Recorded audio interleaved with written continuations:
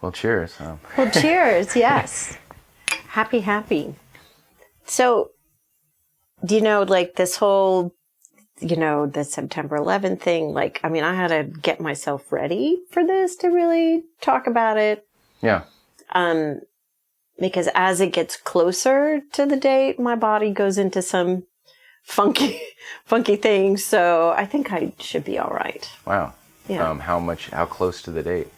I usually start 2 weeks beforehand. I start to get a little anxious in some ways, and it's gotten better over the years, but yeah, as much as I sit here and can talk about it, I thought I was going to die a couple times that day. So it's, and so it just, anyway, I don't want to be emotionless, but I also don't want to cry either, right? And I don't think I will. Well, you don't have to hold back. This is a safe space. I've got tissue. But there's this thing that sometimes can happen that I can maybe talk about it and be too flat because I'm a little dissociated from it when I do, and I don't want to do that either. So yeah, we can't predict. We should just talk. Welcome to Friends with Deficits. I'm your host, Adam Sultan, and my next friend is Cyndi Collen, who's a therapist here in Austin, Texas. Today is September 11th, 2022, which marks the 21st anniversary of 9/11, and this is Cyndi's first-hand account from the World Trade Center at that time. How long have you been in Austin? So this time in Austin, I moved back in 2009. And I left in 1983, so it took me a long time to come back. Yeah. Yeah. Feels nice to be back. That's good.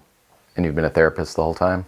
Well, I went to school. So when I came back, I went to school because my first career, I was in technology.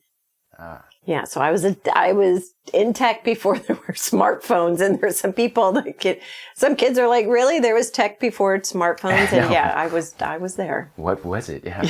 Yeah. Why'd you switch to therapy?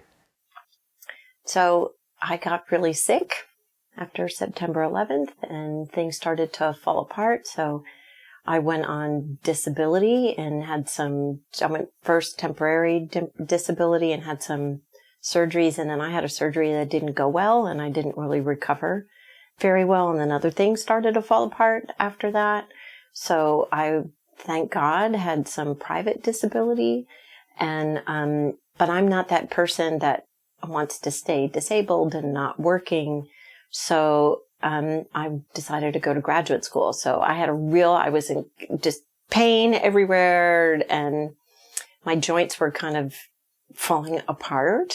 I have an autoimmune, so my autoimmune attacks the soft tissues in my joints. So it was my knees, it was my back, it was my shoulders, it was my neck. So I just kept on having multiple surgeries. And was this autoimmune related to September 11th? Some of it, for sure. Okay. Because that's when it got really bad. Yeah. Was after that.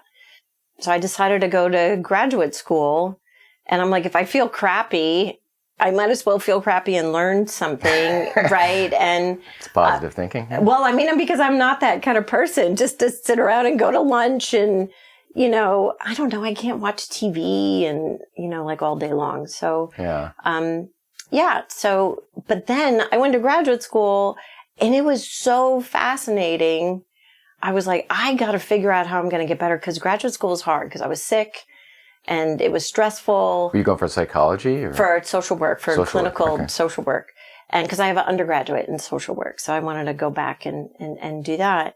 So that's when I started doing all the functional medicine stuff and blah, blah, blah. So it has taken me 12 years to feel better. I'm not cured by any means. I have to have a spinal fusion in October, but it's been 8 years since my last surgery. So instead of every 2 years, I was able to give myself some, and I'm not in the pain that I was in, so things are better, for sure. That's good. Yeah. Why don't we go back, how did you get to New York? Oh gosh, Is that too much of a story? No, it's not a story. So, my family, my mom and my dad, but my dad's from the New York metropolitan area, so northern New Jersey. So I grew up in northern New Jersey, but then he got transferred to Houston, Texas. And so I went to high school in Houston. I went to college at UT here in Austin, but he ended up getting transferred back to the New York area when I went to college. So I stayed. But they moved back, and I did not want to go back to New Jersey. And then after that, I traveled around the world and I skied, and I ended up living with an Australian guy here in the States. And then I wanted to go to Australia, and it turned out because we lived together for several years that I could get a visa as his common law spouse. And so then I lived in Australia for a few years. And this is before the internet and all of that. So like phone calls were like $100 for like 3 minutes. So while I'm 10,000 miles away, and my sister's calling me, telling me that my dad is really sick and he needs help with his business, and his business is going to fail because he had kind of gotten let go from where he was, and he formed this little small business called Computer Doctor that was doing this computer stuff before computers were everywhere, and that he needed my help. And so I came back thinking, well, God, I don't want anything to happen to my dad. I came back and he was fine. He had the flu. And it turns out my sister completely lied to me because she wanted to move to North Carolina, and she wanted me to go there so she could leave, right? Mm-hmm. And so I went there with the Australian guy that I ended up marrying. And so that's what brought me back to New Jersey. And so I worked for my dad for like 7 years, and it was not fun because he just was a funky business owner, and I did a lot of the work and didn't make a lot of the money. And I was a corporate trained salesperson. When I was in Australia, I got the corporate training. I worked for Xerox. And so finally I left him and went back to the corporate world and made money and had to work in the city. And so then I went from Xerox, I went to Sun Microsystems, and Sun Microsystems had an office in the World Trade Center. Uh-huh. When did you move in there? So I started working for Sun in 2000.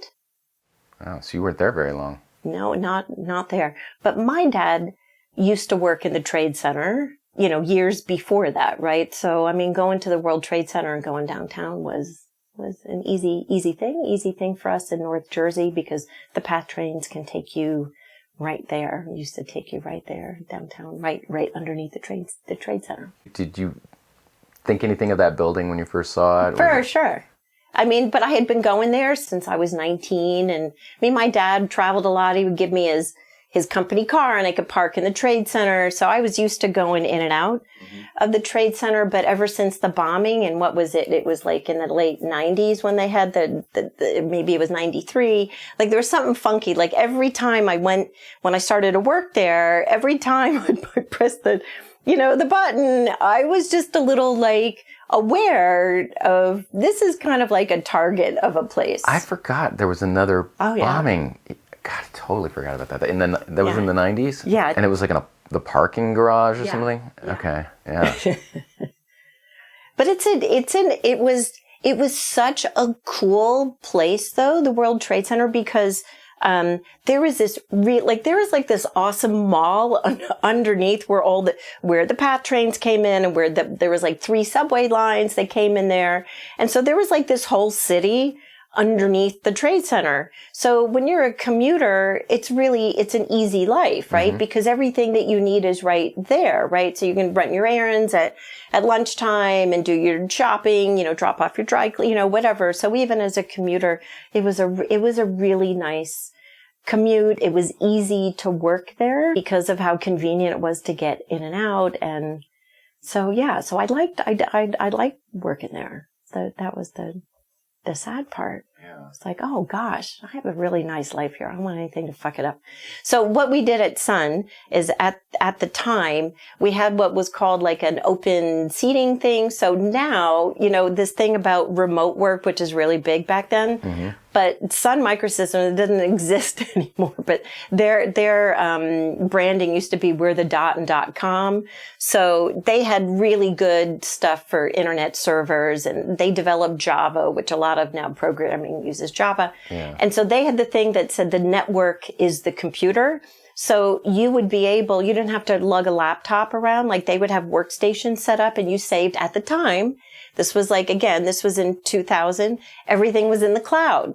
So you saved everything in the cloud so you can log into any workstation. So the office space in New York City, not everybody had like the same office all the time. So it was a flexible workspace. So you reserved office space when you were there. So let's say there were 600 of us, or maybe there were 300 of us that were assigned to that office, but maybe they only had 150 offices, right? So you had to reserve it because not everybody was there all the time. But I thought that came like 10 years later. It did. Sun was way ahead of the curve, right? Okay. But what was cool at the time, so I came to Sun as a manager, and because it was, it's so fancy, like I managed like people. And so you were allowed to book an office that had windows. And then if you weren't a manager, you had to be like in a cubicle, like in a bullpen, so you couldn't really see out the windows. Yeah. So I always booked an office with a window view that looked south so I could look out at the Statue of Liberty and out the water. And I always thought that was really nice. But I didn't do that. I didn't have that office on September 11th. And where was your office? Like, it was high up? Oh, so that's a good one. So I was on the 25th. We had the 25th and 26th floor, and that day I was on the 25th floor of the second tower. Yeah. But I want to tell you something really interesting about the night before, because I was at the time, and I still am, but things have changed. But anyway, I was a big Yankee baseball fan, and at the time, Yankees were pretty fun, and I always had tickets to go. And so the night before, on September 10th, there was a really big Yankee game at Yankee Stadium. I had tickets and I went, but it ended up getting rained out and they never played. But it was a pitching matchup between Roger Clemens and Pedro Martinez. So it was the Yankees and the Boston Red Sox, which is like, I could watch them play every day for the rest of my life. There's so much great rivalry. So we waited and we waited and we waited. We were there at the stadium until like 9:15. And then they called it because the field just wasn't drying and it wasn't right. So we were kind of bummed. And so I was there with a couple friends. We stayed up really late and drank an awful lot. And I probably got like 3 hours of sleep, if that, right? The night before September 11th. I had a babysitter for my son, because I was like, I already have a babysitter because I have the game, so I can stay out and whatever. And then we went home, relieved the babysitter, and then stayed up a little longer. And so when I left in the morning, I'm a little hungover, I'm a little tired. Did you think about calling in sick? No, okay. No, I would never do that. I would never do that. So I kissed my son goodbye. He's in 6th grade. And we had this thing that when I worked in the city, I didn't go in every day, but we lived like 2 blocks from the school. So I would kind of manage him on the phone and like, dude, like, are you dressed? Like I'd wake him up because I take like a 7:00 train. So I would wake him up when I'm about to leave. Right. Yeah. So I walked to the train station from my house. My son walked to school. It was 2 blocks away. So we were on the phone in the morning, and I'm on the phone. I know he gets to school okay. And I walk into work and it's like 8:05. I have a phone call with my team, a conference call at 8:30.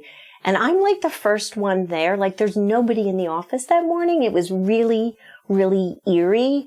And we had these coffee stations and it's usually, so I got there and nobody had even started a pot of coffee already because there was nobody there. This is going to open up a bunch of conspiracy theories, I'm sure.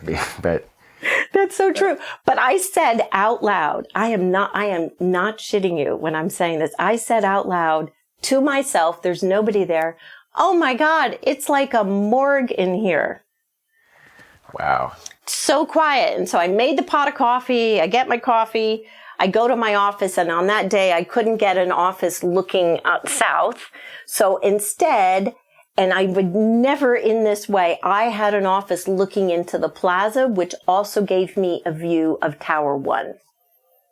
Okay, so I'm in a very, very different spot on that day. So I'm on the conference call with my team at 8:30 in the morning, and half of my team is in the building, but they're in the floor above me, but in the bullpen, right? So they can't see out the windows. And then I had some other people that were in New Jersey. And one of the ones in New Jersey was a really good friend of mine who was on my team and kind of lived where I was, like knew my family and stuff. Then when you heard like a boom, you know, like, and things shook. It was the other tower that got hit, not the one that I was in. I looked at the window and you'd see all of this like debris. Like you see fiery pieces of steel, and then you see like papers and things like floating in front of the window. And I'm on the phone, and before I just could see, and I just said, hey, this doesn't look good.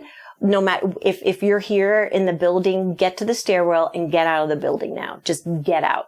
How long did it take from when you heard this boom to see all this happening? Oh, it just, the stuff was within moments. That you heard the boom and you saw all of the debris in front. And of course me, like, I just think, oh, it's like a boiler that exploded, you know, like, you know, I'm always like, you know, the gas furnaces and stuff always like would freak me out, you know, like I'm thinking it's something like that. But then I get up and I'm looking more in the window and I'm starting to smell petrol, you know, like a fuel of some kind. I'm like, ooh, this isn't, that's why I thought it was like a gas of some kind, right? So, and then I went to go get a friend that worked there a girlfriend who I knew well. And she actually used to work for me for a hot minute, but not anymore. But I went to go get her and say, come on, we need to get out of here. Cause I knew she was a little scared of a lot of things. And she was like, really, what do we do? And I'm like, just hold my hand. Just hold my hand. We're getting out of here. I took her and we ran down 25 flights of stairs. And everybody else is coming down the stairwell complaining. Like, oh, how long do you think? You know, I have a meeting in like 10 minutes. Like, how long do you think we have to get out of here for? Like, it was like a pain in their ass fire drill.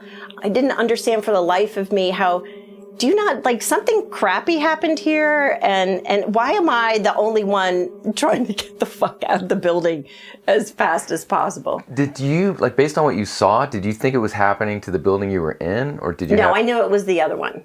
Okay. You just figured it was close enough where something was funky and we needed to clear out. I just knew this is bad. Yeah. Whatever this is bad.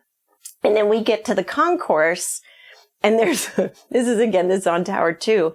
And I'm laughing because it's kind of funny to think about it. So there's a announcement that's going again and again over the loudspeaker in the lobby of Tower 2. And it said, Tower 2 is secured. There is no need to evacuate. And it's circling. And I looked at my girlfriend, Lou Jean, and I said, bullshit. So getting out of here. So then we step outside and so we're on the south part. So the north tower, we really couldn't see what happened because we're on the south side and we're right in front of Tower 2.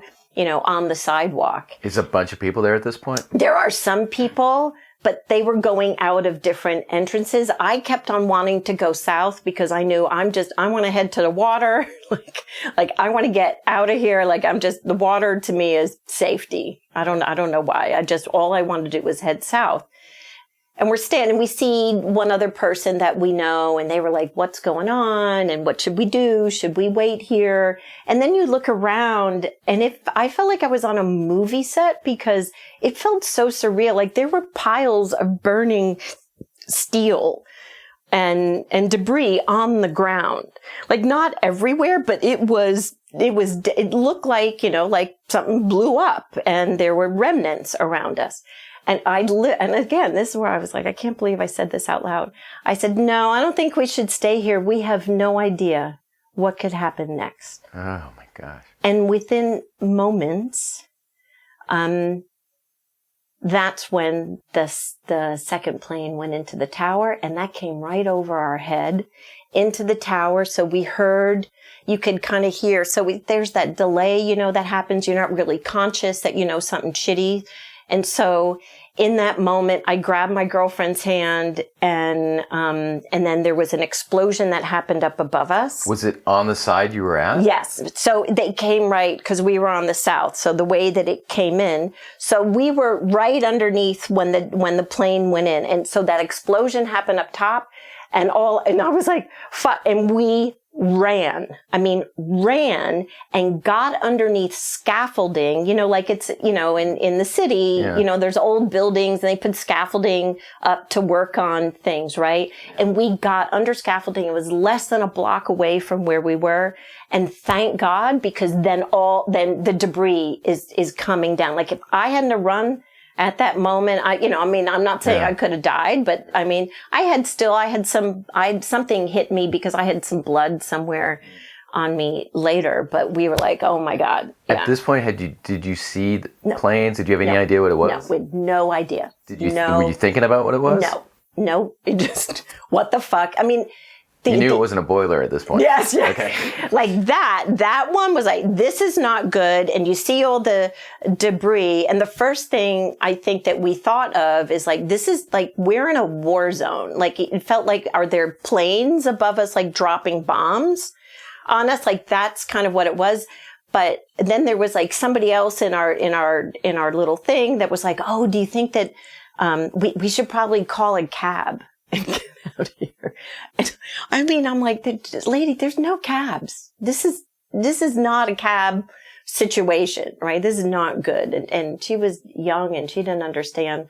So when things got quiet, I was like, we should not stay here. I kept on saying, we need to get as far away from the building as possible. How did things get quiet? Because there was it was like, anytime after like an explode, then there's like a very weird, eerie quiet. What were people around you doing?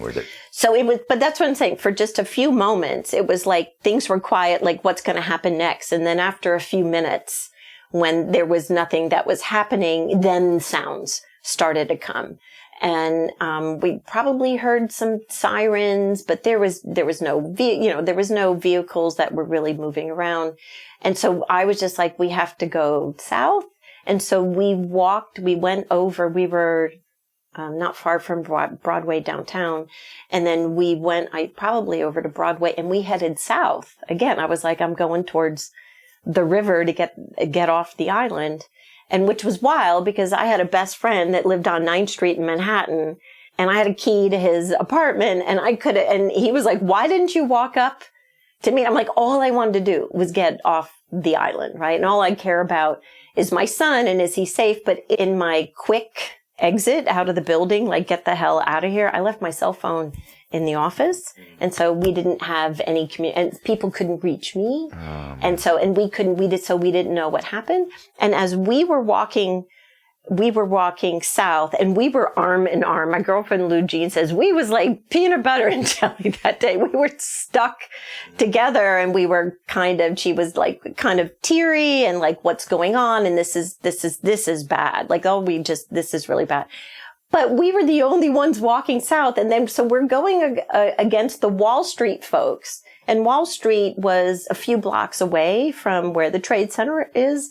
And so people were walking towards the disaster, but we're like, what are you doing? But it's that thing. It's like, if there's like this disaster, people are drawn to it. Yeah. And we are like, why are you going towards it? You need to move away from it, right? We couldn't understand. So we're like these two people in a sea of like hundreds of people going the opposite way to us.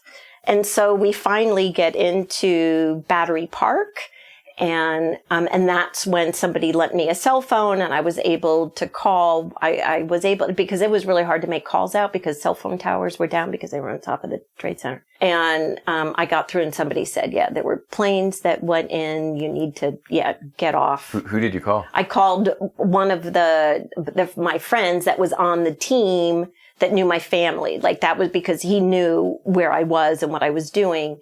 And he was living in northern New Jersey. And so I gave him my dad's phone number, and I'm like, call my dad, tell everybody I'm okay, get a message to my kid that I'm okay, and make sure that he gets picked up from school from this woman, that's already there. Like, so I just made the one phone call. That was the only one. And you're lucky you knew the number. Yeah. Well, back then, you had to know these things. So I was able to do that. But this friend, a guy who, also like had some martial arts experience, was like, you just be careful. Like, just keep your eyes open and be aware, right? It just did that thing about just telling me, this is not good. What's this guy happening. You were with or somebody on the phone? No, this was my friend on the phone who was on my team that was like, it's not, I don't know what's going to happen, but I like your idea, getting off the island. I think that's the best idea. So, yay, right? Yay. Okay. So you think you're all fine. Act one. Act one. You're like, all right, we kind of survived, and all right, okay. So I'm a commuter into New York City, but I always took the trains, the PATH trains. But I'm also aware that there's a ferry. I don't know where the ferry is, but I know that there's a ferry that some people take the ferry in, and not the Staten Island ferry. Like, people from New Jersey take a ferry. And so I didn't know where it was. And so we're walking around in Battery Park looking for the ferry, and we ended up, and I don't know how, because we ended up like circling back, and it's like we ended up closer to the Trade Center. Like, we walked south, and then somehow we kind of came north again in some way. And that's when we heard the rumble and the crappy stuff, and we thought there was a bomb. Were you looking back at the towers at any point? Well, you couldn't help, but we ran, and we thought there was it was a mushroom cloud that came up, and we ran to stay ahead of the mushroom cloud. And I had a messenger bag, and I had a bunch of napkins in there. And so while we were running, I took out the napkins, gave one to Lugene and one to me, and we put them over our face because there was all of this dust that came down from it. But it ended up to be the tower falling. But we didn't know that. We don't know what's happening. So we're walking through Battery Park, and there is like snow now. I mean, this is September, but it's from the debris or the dust from whatever had what we thought was exploded. Yeah. And there's this light dusting that's about an inch, and it is very eerie in the park. We don't see anybody in the spot where we were. Is there visibility, or is everything clouded as well? At that point, well, we're just in a park, so you can't see much, but it was visible. Like, it wasn't like cloudy, but there was like this layer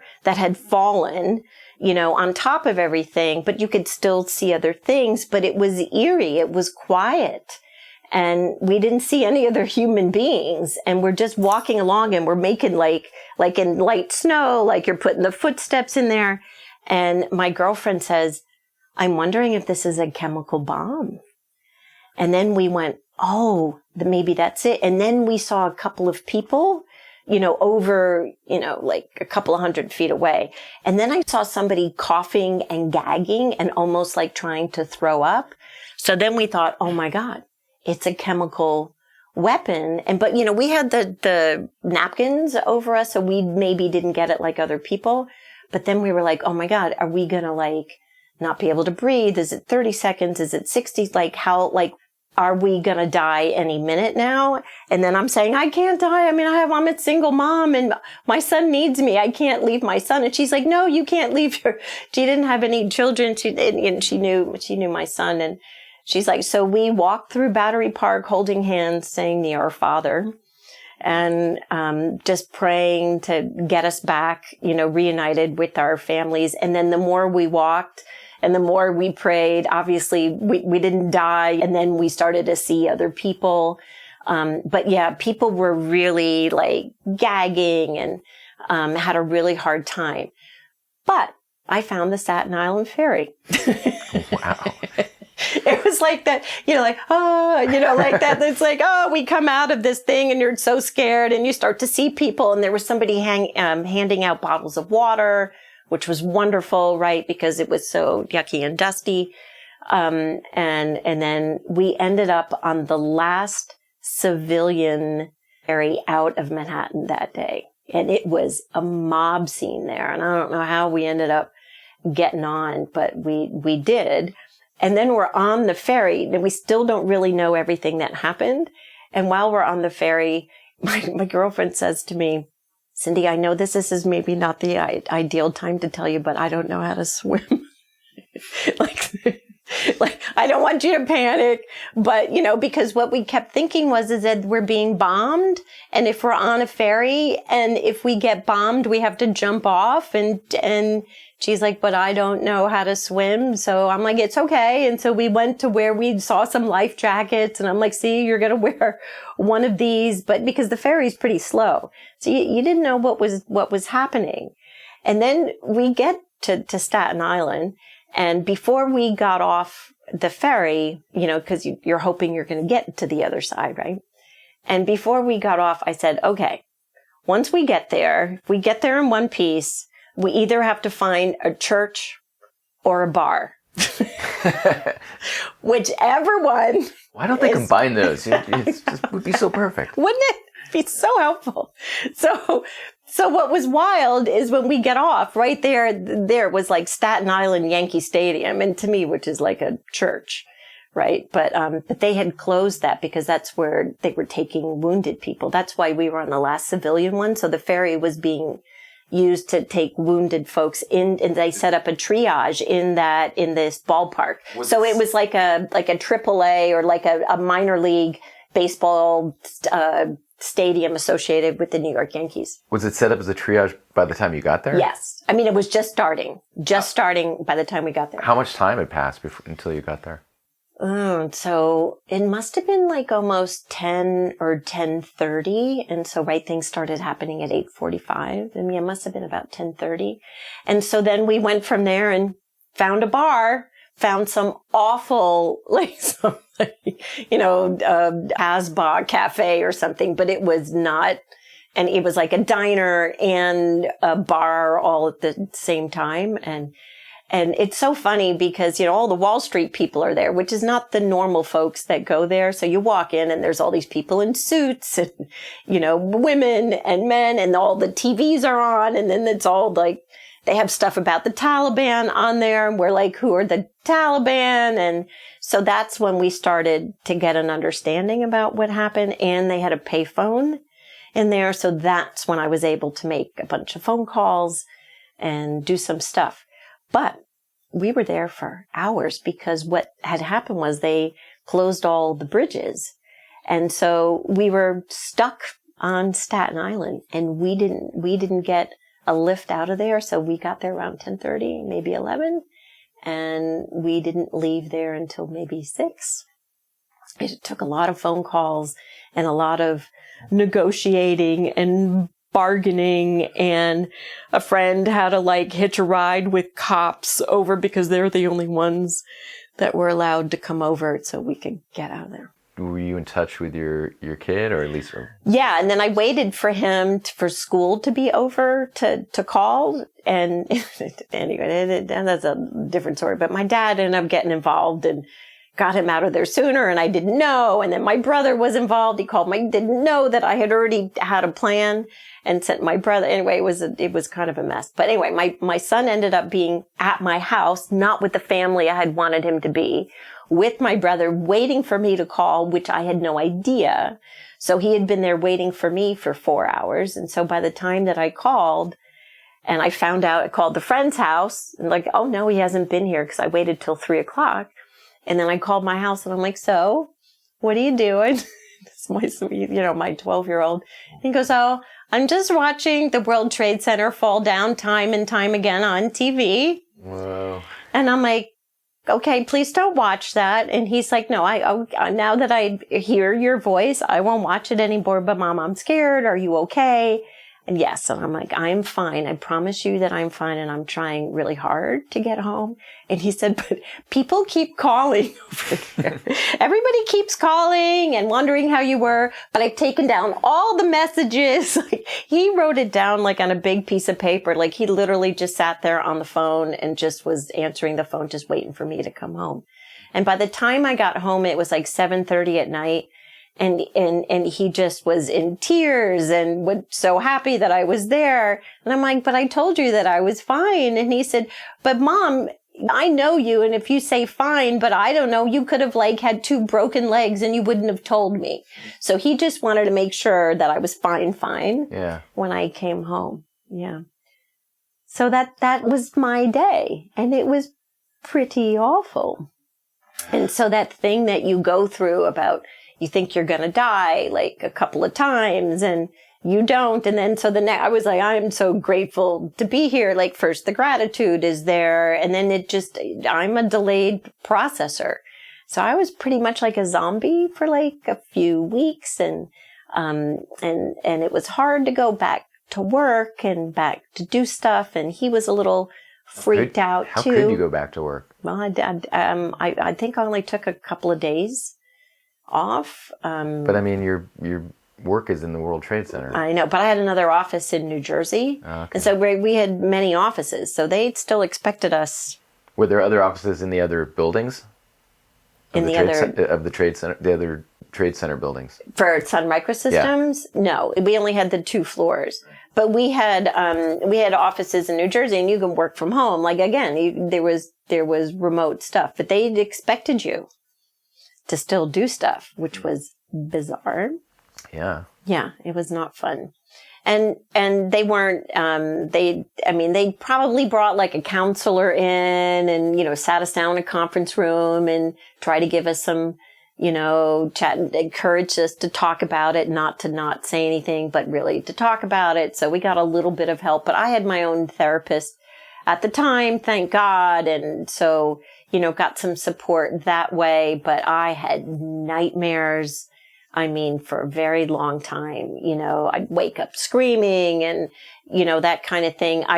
When I started to go back to work, they ended up getting us temporary space in Midtown. So I wasn't downtown, and then the commuting changed. So like people that didn't know about this, like when you were a commuter, so not only if you were in it, even if you weren't in it, your whole experience about getting downtown now to your job was different because that whole hub was destroyed.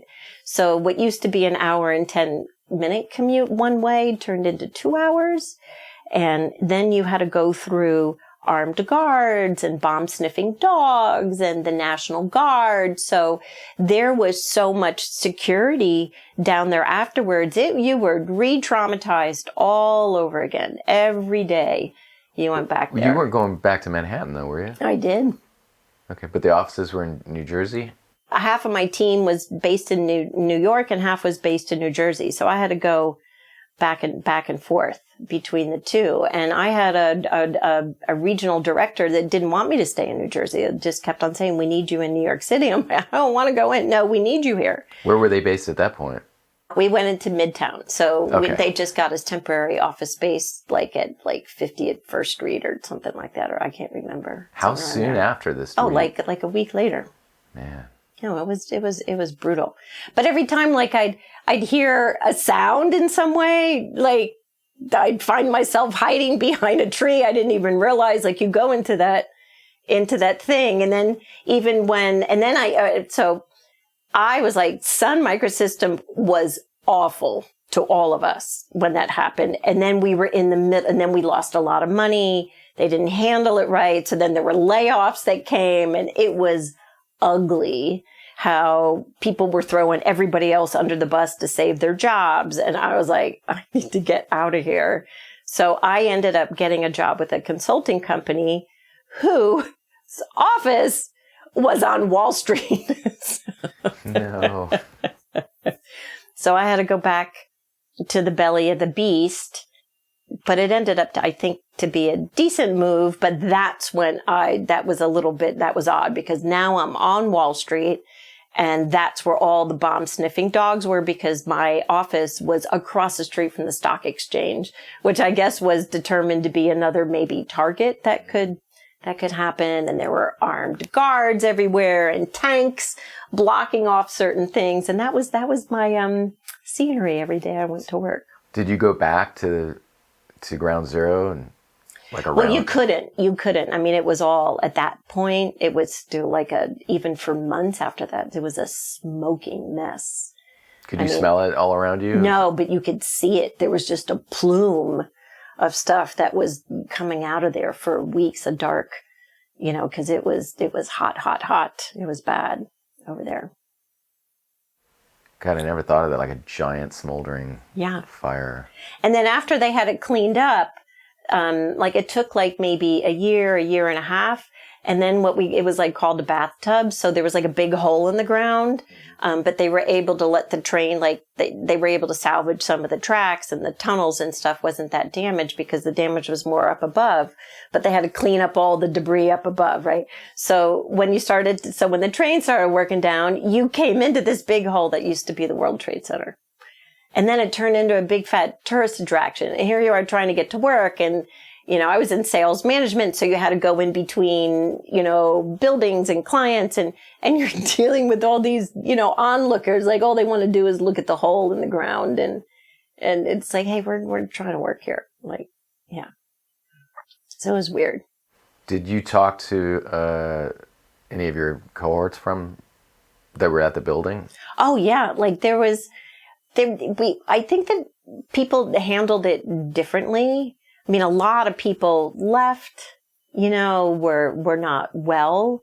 I mean, there was a director, like a VP level guy that he pretty much fell apart, and he wasn't even in the building when it happened. He was like 2 blocks away.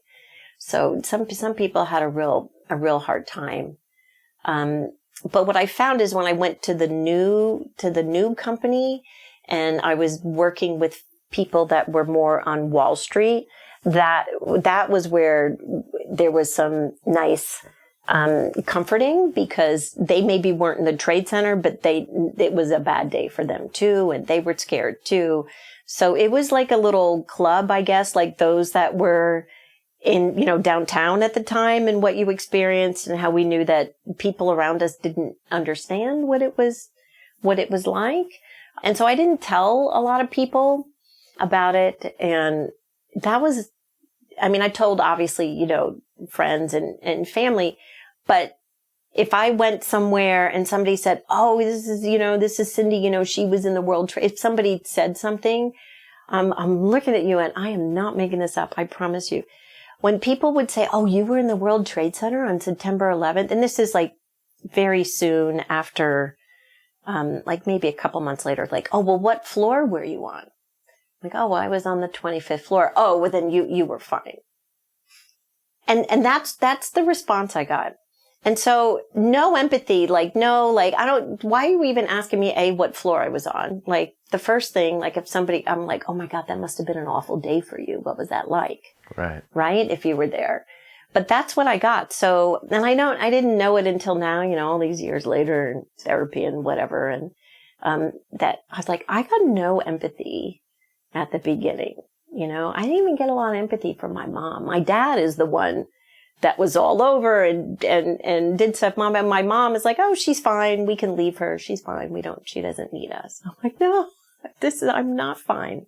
I'm not fine. So I really stopped telling people about it.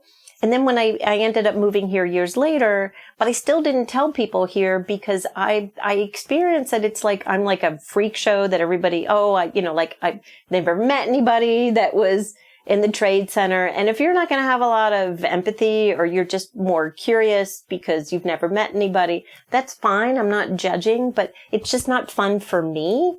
So I just would rather not say anything. So here we are. So here I am saying something.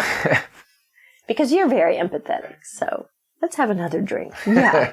Cheers. Cheers.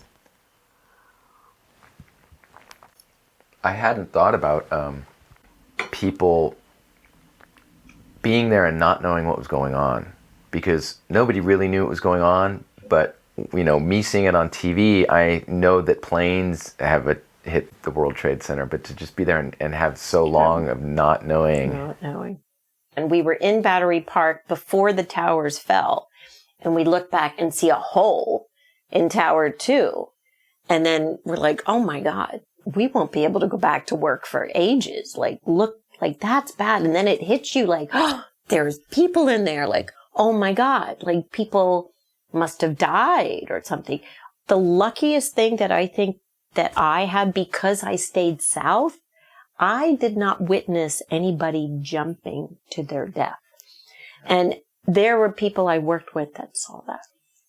And I feel for them, but I am very grateful, because I don't think I would have been able to sleep since then, because you can't unsee that. Right. Yeah, see? That's ominous. Thunder. See? Yeah. You can't unsee. You can't undo the thunder either. Was anybody injured or died that you worked with? No. We were all right. We did have somebody that we worked with that was on one of the planes that passed away. Yeah. So they were coming into New York, but it wasn't somebody I knew personally, but they were part of Sun's team. Yeah.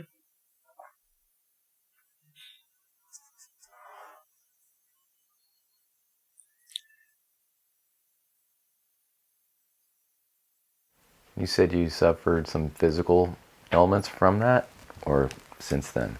Yes. So since then, it's weird. It's weird, how the body responds to things like that. So, I ran a lot that day, and I was fine. Did a lot of working out all the time, and so I commuted all the time, so I was pretty fit at that time. But I was doing some, in my regular workout stuff, like I was noticing that things didn't feel right.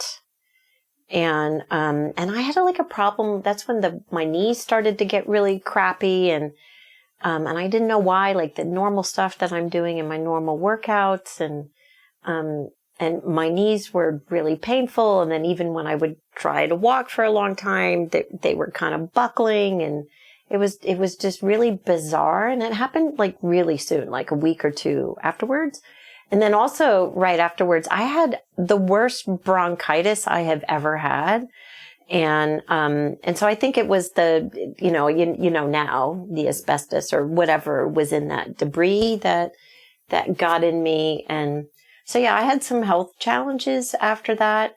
But they were slow burns, like things slowly were falling apart. And so at the time, so this was so it probably was in late, December 2001, maybe January 2002, that my doctor put me on Vioxx. What's Vioxx? So Vioxx was an anti-inflammatory, and I felt much better.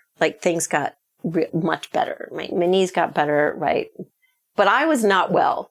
I was not well emotionally. I didn't like the way that Sun Microsystems was to me. I tried to get extra pay for my people because I had 2 people on my team who had sales accounts that were in the trade center. And I'm like, these people don't have customers right now. Why do they have this quota and they don't have anything to sell? Why are they being punished for that? And Sun wouldn't change anything. And we were right. It was so bizarre. We were right at the time, they were giving out, stocks and for bonuses. It was that time. I'm like, I don't want any for me. Usually as a manager, you got a bunch and then you got to distribute it to the team. But because of where the team was sales wise, they didn't think we needed a whole lot of bonus. So they wanted to give the majority of it to me because I had done some of the metrics I had done were good. I'm like, no, I want to give it to the team. And they didn't want me to do that. So I decided I wanted to leave. And when that happened, they ended up doing this, a layoff thing. So I got a package to leave. And I ended up getting another really good job. So I had a bunch of money in front of me and I wasn't well emotionally, right? So I was like, I want to sell my house. And there was new construction. I had a house that was built in 1923. And so you couldn't plug in the stereo or the hairdryer at the same time. You'd blow the fuse. And I've been there for 15 years. And I'm like, it's time. And there was literally on the same street. My son can still play with his friends. And it was all new construction. And it just seemed to be a good idea at the time. You now know later, don't ever make a major decision within a year after a really traumatic event. You're not really thinking right. Put the house on the market, got the new job, did the whole thing. And ended up in this place. And that was there was a moment where I tried to move back here to Austin and I took my son here. And, after I'd sold the house and before we moved into the new townhouse, and I'm like, I have a bunch of money. I can quit my job. I'll find something here. And he didn't want to come here because he was like, oh, all my friends are there and blah, blah, blah. So I made a deal with him then saying, but when you graduate from high school, I'm coming back to Austin. So we buy this townhouse, and the townhouse has got like stairs. So 3 stores, and I'm still commuting in the city, which is stairs and walking and all of that. And my knees were not bad. And it turns out that Vioxx was killing people, so it had to be taken off the market. Oh my God. So because it was causing people to have heart attacks and stuff. So I, again, got kind of lucky that didn't happen to me. This is the FDA at their best. Oh God, people are dying. Guess we should take it off the market. And so then my knees got crappy because, right, the inflammation is just now taking over. And had you had any of this inflammation before 9/11? It was there, and I'd been in physical therapy for a long time with the knees, but this was like the physical therapy was not helping. It was really bad. And I work hard. Like, I am not that person that I don't like to take pain meds. I don't like to take meds. I'm like, I've always done physical therapy, to fix it. But I mean, gosh, I was icing my knees every single day when I would come home from work. And it would give me like a few hours of relief. I went to even different doctors, non-conventional ones, like expensive ones in New York City, and things would get better for a minute and then they go worse. But then again, I'm making it worse because I'm stairs all the time. And then finally somebody had said to me, oh, you should have the Fulkerson procedure. And I had like 3 orthopedic surgeons recommend, and then a physical therapist told me, oh, Dr. Fulkerson is in the area. So why don't you just have it done by him, the guy who created the surgery that was supposed to save my knees. And I went to him, and the first surgery was great. So that was my temporary disability.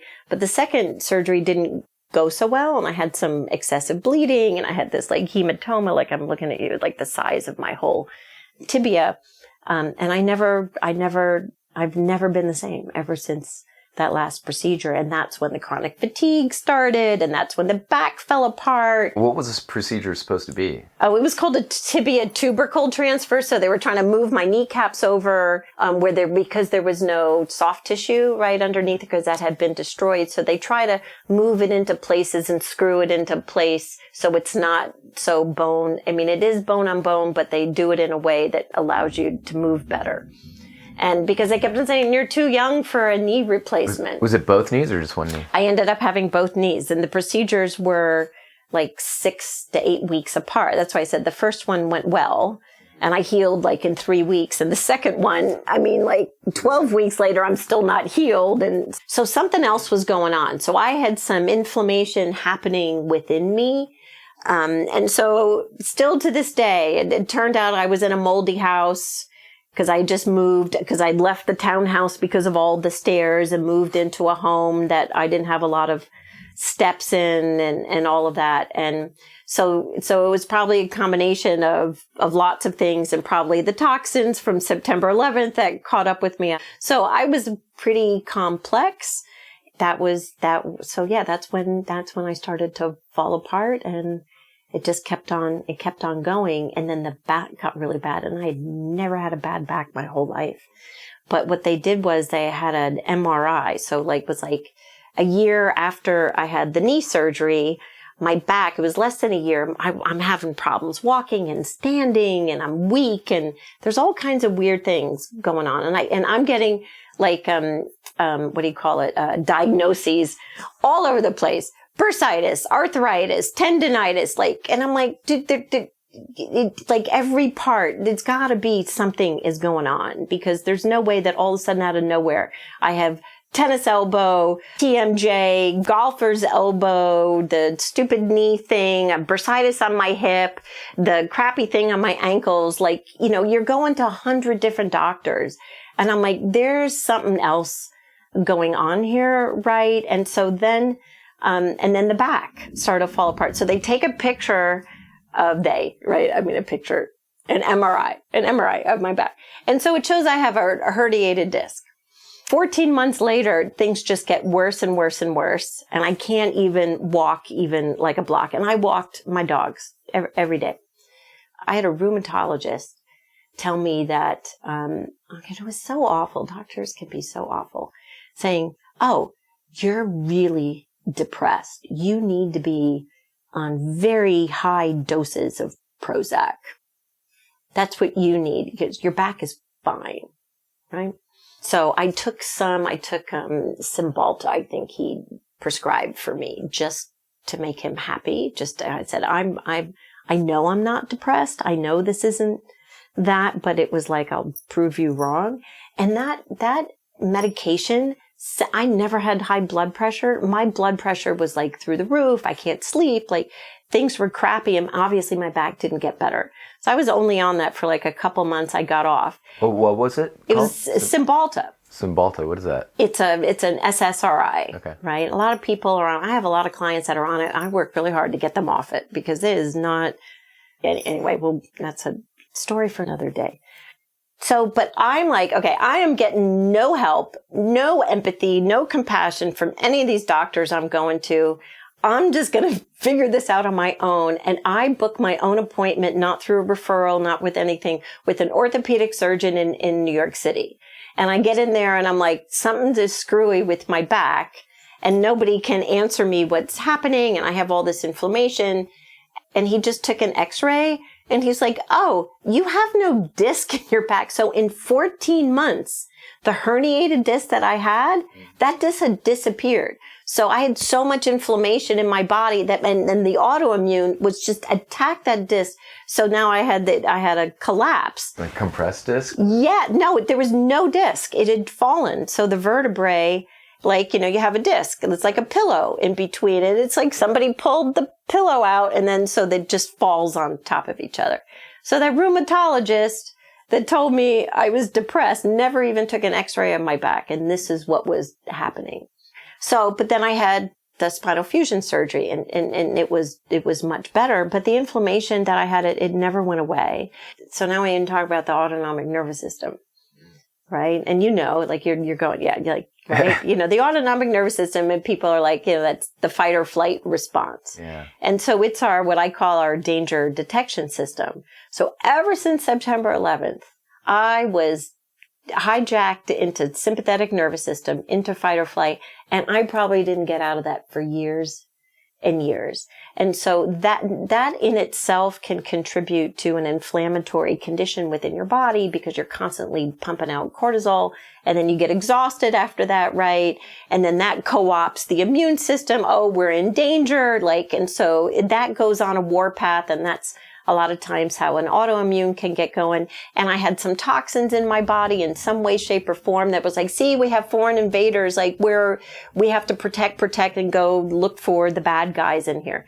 So all of that was going on ever since September 11th and was taking, let's say, a lot of the joints as collateral damage. But because you're seeing so many different doctors, they don't put the story together. But I am thinking I've got some underlying thing happening. And so after I had the spinal fusion and I was better, I was seeing a rheumatologist at the New York Hospital for Special Surgery. And so the inflammation was still there after the surgery because they thought it's all going to be better after this. We're going to fix it. And it wasn't. I could walk.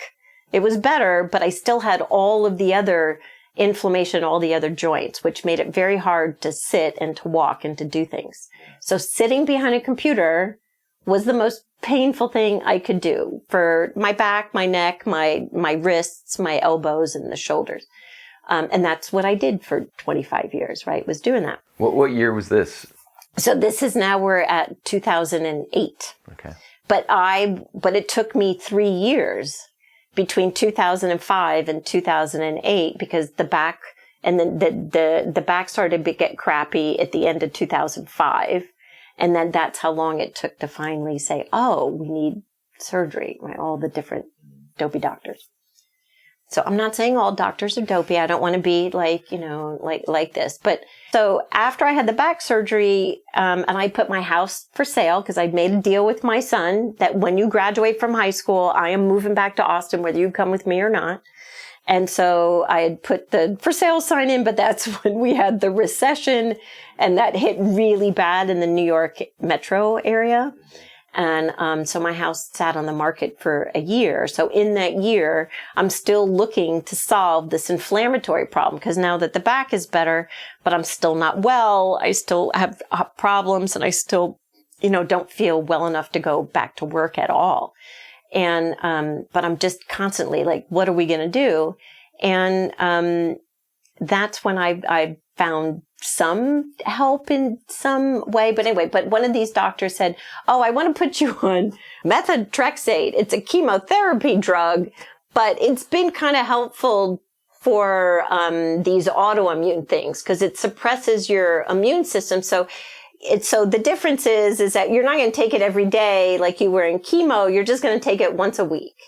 My last guest took this. I don't know if you heard the last interview. No, really? Louise McDermott. Yeah, she was prescribed the same thing. It's like, but I would say, hang on, why would you want to suppress the immune? Like, don't I need the immune system? Like, why would I want to kind of turn it off? Like, don't I need it if I get a cold or something, like, to work for me? Oh, yeah, well, if you get a cold or you get the flu, you have to stop taking it right away, or else you could die. Right. Wow. And I'm like, well, that's like a little scary. I'm that person that if I get a cold or the flu, I'm like, oh, it's going to get better. Like, I'm not going to jump on that. Well, what you're going to have to do is you're going to have to call me the minute you start to feel a scratchy throat. And I'm like, I don't like this plan. And they tell you have like a 20% chance that you could get a lymphoma, some type of cancer. And I'm like, from the methotrexate. But it's a cancer medication. No? Yeah, but the side effect of taking it, yeah. Oh, see, right? Medicine. It is, right? You have to laugh. What else are you going to do? Like, it makes no sense. And I'm like, I don't like those odds. He goes, no, it's not that bad because it's really treatable if we catch it early. I don't care how treatable it is. I don't want to take something that I have a 20% chance of getting cancer. Like, and I don't want to take something that turns off my immune system. Why can't I just try to work with my immune system and boost it so it gets better on its own? Right? Why? And he looked at me like, that's not possible. You can't do that. No lie. And I'm like, I don't know about that. So then I ended up coming to Austin, thank God, and found functional medicine doctors here, which didn't look at me like I had 10 heads when I said, how do you boost the immune system? But I am a complex case, and it has taken me many, many years. And if I were to tell you, Adam, how much detoxing I have done, how much money I have spent out of pocket on specialists that aren't covered under insurance, but knew what they were doing. I have had to change my diet. I have an infrared sauna in my house. I have an ionic foot bath. I have soaking tubs. I have all kinds of gadgets and have drank and eaten, all kinds of things that don't taste good in order to get better, coffee, enemas, like all of these things. And I'm not cured by any means, but I'm definitely better, really much, much better. And obviously therapy is helpful, but I will tell you the biggest thing that was the most helpful was, so I was talking about the autonomic nervous system. And so this thing that I went into, that sympathetic nervous system, I started to get curious about I'm pretty sure I've heard other doctors say I'm sympathetic dominant. And so I started Googling years ago, sympathetic dominant and how do you deal with that? And so I found a book called The Polyvagal Theory. And I was reading it and it was while I was in graduate school, and it was full of research and stuff and all kinds of terms I didn't understand. But now you fast forward and here I am as a therapist, and I will tell you, I am knee deep in polyvagal theory. So I've read the book 3 times. It is a basis of all the things that I do. I was telling you that I always have worked out, have always been active. I taught aerobics while I was also working full time as a single mom. Like I was the Energizer bunny. So to have fatigue and to have pain, and that's just not me, right? And so I had to get out of all the workouts I was doing because the back and the knees and all that. So I found Kundalini yoga here in Austin, because you'd sit on your ass and do Kundalini yoga. And for the first time, I started to feel better, like, and I mean calmer. And my breathing patterns were really crappy. I couldn't breathe very deeply. I wasn't sleeping well at all. But when I started doing Kundalini yoga, it felt kind of blissful afterwards. And I'm like, ooh, I want to do more of this. So I ended up getting a teacher certification and did like the 200-hour thing while I was in graduate school, thinking like, gosh, if I can feel better. I had always had anxiety, but after September 11th, panic attacks were really big for me. And so it helped with the panic. And there was a certain breath of fire that was really helpful when I had panic attacks. And I thought, oh gosh, if I'm going to be a therapist, this could be cool to bring in for my clients. So that's why I decided to do the teacher training. But it was really helpful for me. And then all of these years later, I learned that it's like what Kundalini yoga did thousands of years ago was help people develop the ability to come in and out of sympathetic nervous system. So it helps to develop vagal tone and kind of work your glandular systems, like your endocrine system, to be able to deal with stress. And so it ended up being probably one of the biggest things that ended up saving me.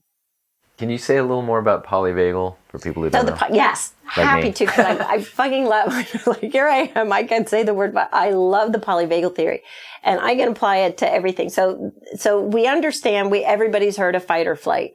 And so there's fight or flight, and then there's not fight or flight. So the real word for that, so fight or flight is called sympathetic nervous system, and not fight or flight, which is where we're supposed to be most of the time, is called parasympathetic nervous system. The vagus nerve carries the signals that turns on the parasympathetic nervous system or the sympathetic nervous system. But what polyvagal theory discovered, and Dr. Stephen Porges, he did this research over years and years and years, is that there's a third branch, and it's part of the parasympathetic nervous system, but it's the freeze response. So you have your rest and digest, which is parasympathetic, which is you're an artist and you're like a creator. Like when we're in parasympathetic nervous system, that's when we're really good at work. That's when we really want to connect with people. We want to have a conversation. We want to make love. We can laugh. We can create, we can feel really good about stuff. We can look at the rain outside and say, oh, that's so lovely, right?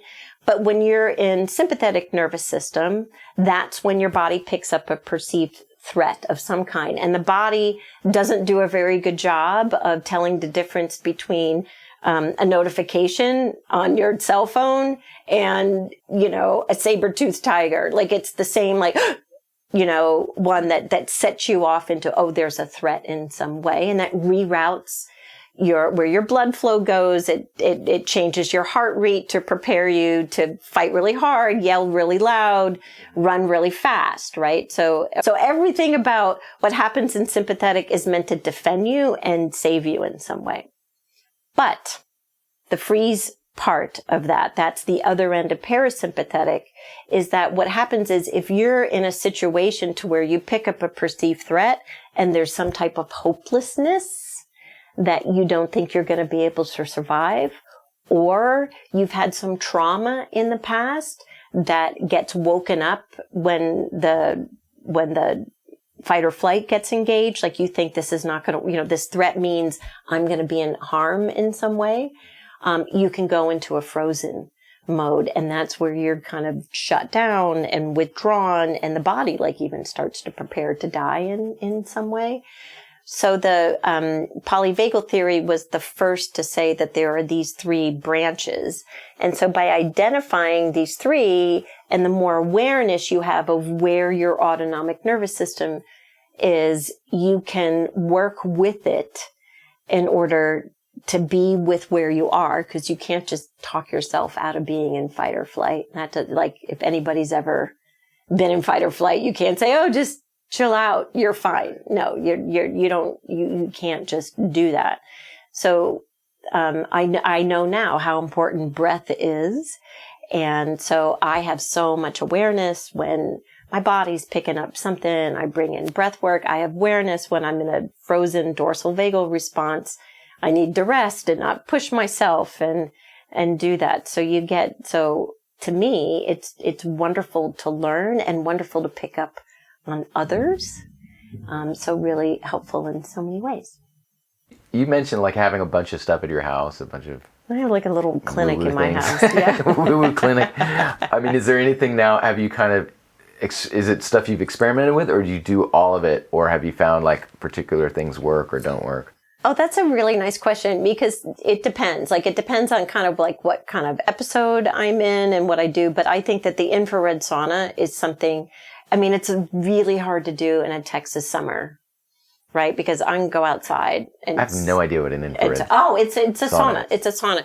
But it is not like the one where you put the water on the rocks. So it uses infrared in some way to heat you up from the inside in a different way than the hot rocks do. It sounds like a microwave. It's a little scary. Well, no, it's not like a microwave. It's not changing the molecular structure of my body, but it's there to it does a couple things. So because I have so much crappy joint stuff, so it can be really helpful and soothing for areas that hurt. But it really works with your lymphatic system and to sweat. So it let's say helps your emunctories, and emunctories are your elimination pathways. So again, I'm a challenge detoxer.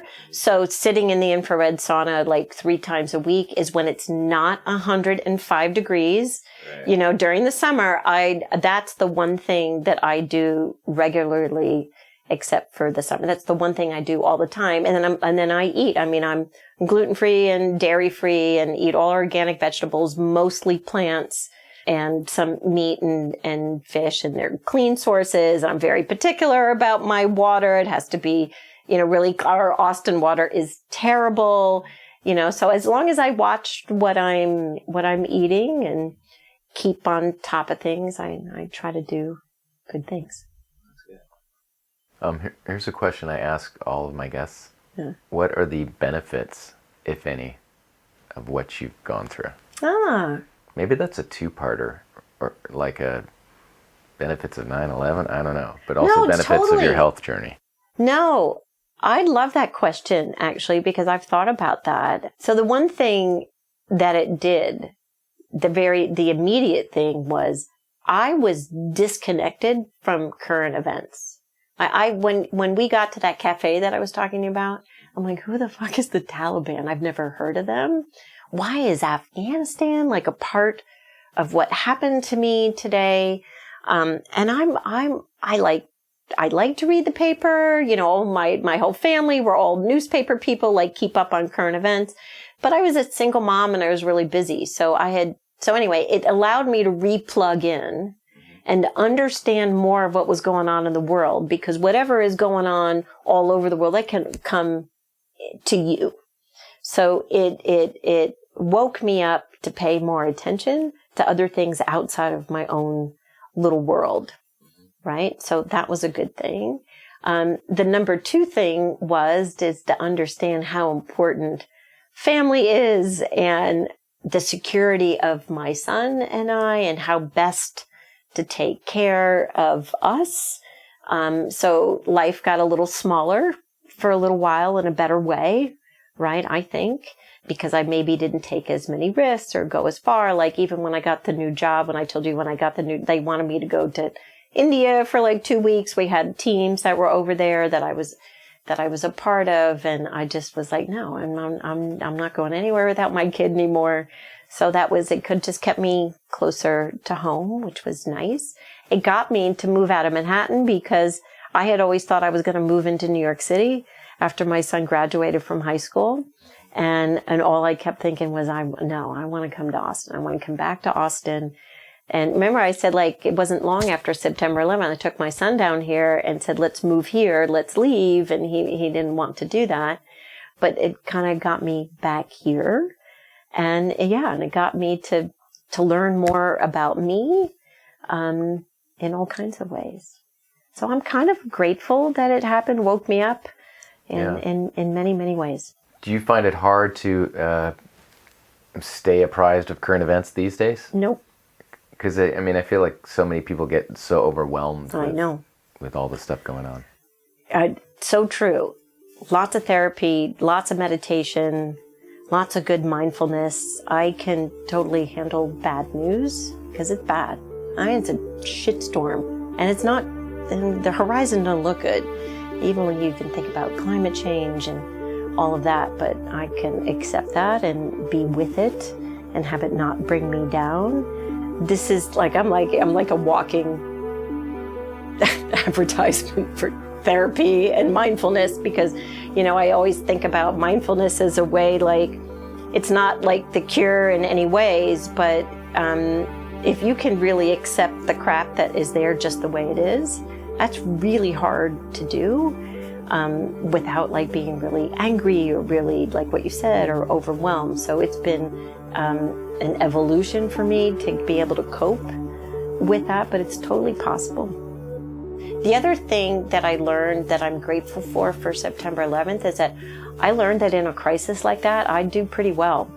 And that's kind of comforting, you know, and to know that I've got some good warrior stuff in me. I have good instincts to say where to go, what to do.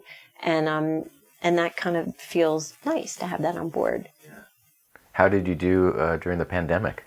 I was all right. Yeah. Yeah, because, you know, it's like, you know, to me, it was the boogeyman like a terrorist, right? So when you lived in New York City, I mean, well, I didn't, you know, but I went into New York City, but even when you had that one terrorist thing, like I'm in the Trade Center when that happened, I was working on Wall Street, and that's when there was a lot of suicide bombings happening in Israel. And so I'm reading the Wall Street Journal every day, and I would literally sit on the steps of one of the federal buildings on Wall Street and think, like, is that guy going to blow up? Like, I'm on a train. Like, is somebody going to blow us up any minute, right? So that's the hypervigilance, right? But then over time, that maybe evolves into, I'm going to be aware, but maybe not so scared, or be prepared in some way to take care of myself. Yeah. Yeah. Do you tend to look for those kind of things? Like, are you still kind of not hyper vigilant, but maybe default to kind of like imagining what could happen, or do you have a more optimistic outlook? Oh, that's, yeah. Sometimes that's a good one. I wouldn't say that I'm optimistic, but I would say that I maybe will go through risk, like, and then, but again, all this mindfulness, it like in that, there might be a moment to where it feels like there's like a 90% chance this really shitty thing can happen, and then a few minutes later you're really with it, and it's like, okay, there's maybe only like a 0.9% chance that this shitty thing could happen. So, I'm able to kind of look at risk in a better way. And then, yeah, and then sometimes I'm like, yeah, no, I'm out. I'm out. Like this, I don't like the way this is going. Any other stuff we didn't cover you'd like to say? I think I've said an awful lot. I want to tell you that I know this is a story in some way, and I'm in, let's say, I'm in the space of integrative practitioners, which means that you're not just, you know, trained in a conventional way, like you do all these other things, like you look outside of what's readily available, like through your insurance or what's been going on for a long time.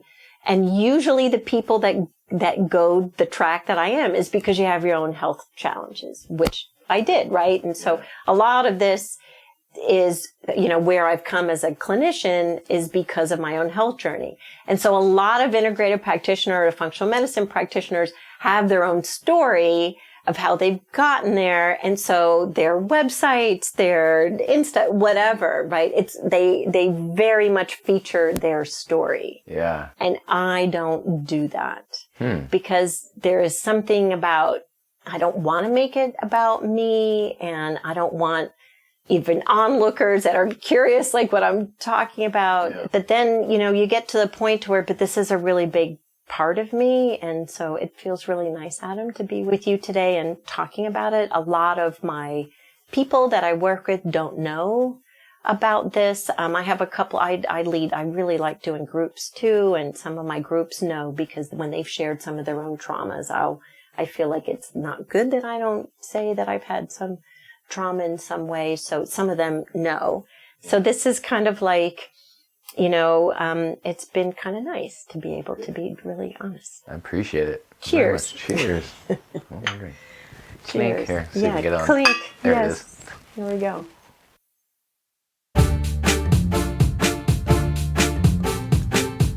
All right. I'd like to thank Cyndi Collen for sharing her stories with us. And I'll have a link to her website at friendswithdefицitspodcast.com. Check it out and sign up for our newsletter. If you enjoy the show, please subscribe on YouTube, tell your friends, and you can also support us by visiting patreon.com/friendswithdeficits, where you'll get access to unreleased and extra material and be part of the community that helps Friends with Deficits thrive. That's patreon.com/friendswithdeficits. Once again, I'm Adam Sultan. Stay aware, but not so scared.